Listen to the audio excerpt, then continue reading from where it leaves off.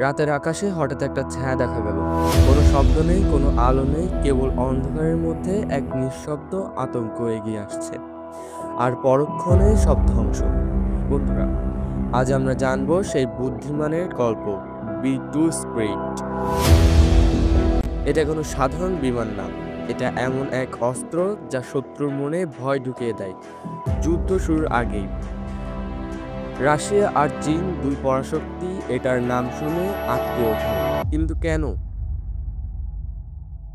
চলুন জেনে আসি বিস্তারিত।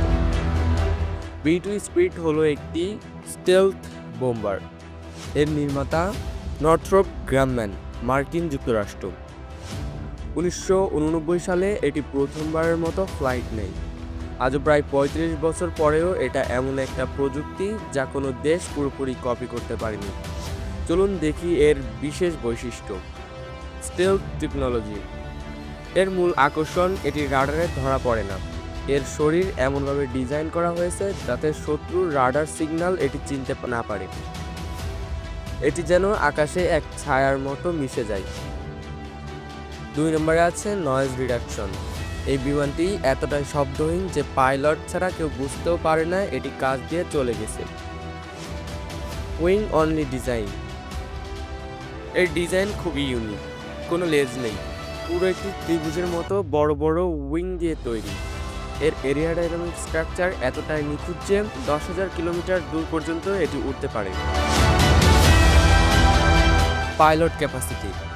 এটি 18 টন পর্যন্ত বোমা বহন করতে পারে, যার মধ্যে পারমাণবিক অস্ত্র পর্যন্ত থাকতে পারে। এখন প্রশ্ন, কেন রাশিয়া ও চীন এটিকে মৃত্যুর দেবতা বা যম এর মতো ভয় পায়? রাডার ফাঁকি দেওয়া মানেই অলৌকিক অস্ত্র।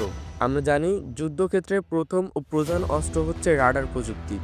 কোনো যুদ্ধবিমান, ড্রোন বা ক্ষেপণাস্ত্র আকাশে উঠলে প্রথমে রাডার তাকে শনাক্ত করে এবং প্রতিরোধের ব্যবস্থা নেয়।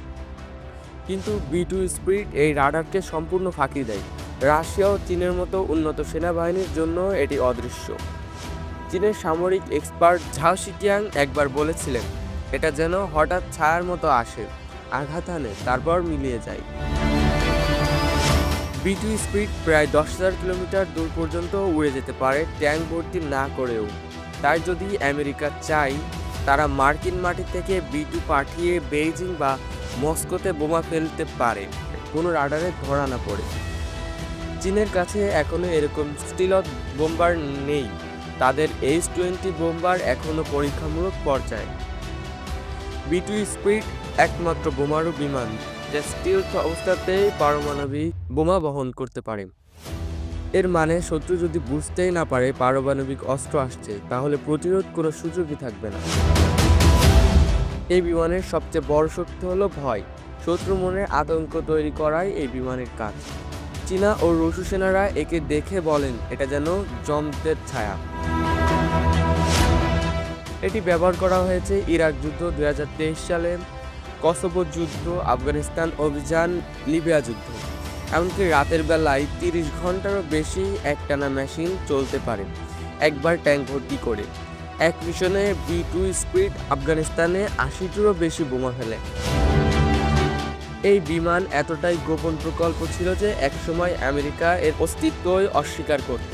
প্রতিটি বি-2 বানাতে খরচ হয় $2 বিলিয়ন। এই অর্থে একটা ছোট দেশকে পুরো অস্ত্রসহ সাজিয়ে ফেলা যায়।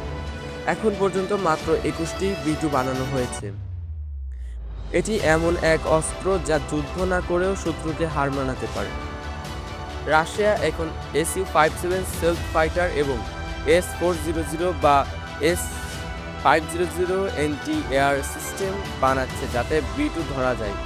চীন H-20 বোম্বার বানাচ্ছে, কিন্তু এখনও তা বি-2 এর মতো নয়। তাদের সবচেয়ে বড় দুর্বলতা, তারা এখনো পুরোপুরি স্টিল প্রযুক্তিতে সফল নয়। এই বিমানের চরিত্রই ভৌতিক, ছায়ার মতো নীরব, চোখে না পড়া, কোনো শব্দ নেই, ধ্বংস নেমে আসে হঠাৎ, আর রাডারে দেখা যায় না।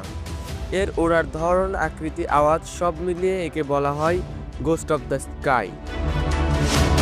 বি-2 স্পিরিট শুধু একটা যুদ্ধ বিমান নয়, এটা একটা চলমান আতঙ্ক।